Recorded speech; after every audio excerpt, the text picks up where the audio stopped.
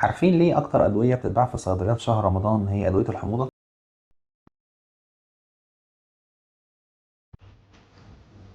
لأن ببساطة الناس بتاخد بكل أسباب اللي بتؤدي الحموضة وبتعملها ساعة الفطار. بتفطر على مقليات، حلويات، أكل فيه شطة، قهوة، سجاير. ناخد كل الأسباب اللي بتؤدي للحموضة وبسرعة جدا.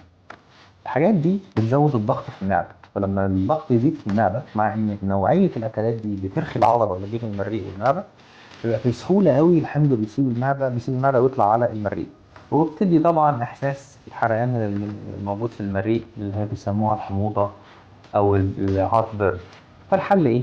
أولا بناكل بالتدريج، بنكسر صيامنا على تمر ومية، شوية وناخد شوربة، شوية ونبدأ ناخد بروتين، سلطة، نشويات. وبكده مش هنبقى حافظين المعدة اللي بقالها 14 ساعة مش شغالة والحمض إفرازه فيها قليل، ويبقى الموضوع ماشي بالتدريج.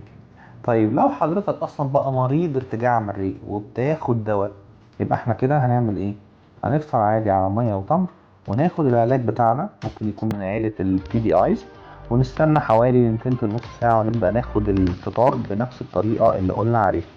طيب لو الأعراض بتيجي بالليل يبقى احنا هناخد الدواء قبل السحور بنفس الطريقة برضه. ولو عندك أي استفسار بخصوص النظام الغذائي اللي ينفع مريض ارتجاع المريء سيب لنا في الكومنتات وهنرد عليك.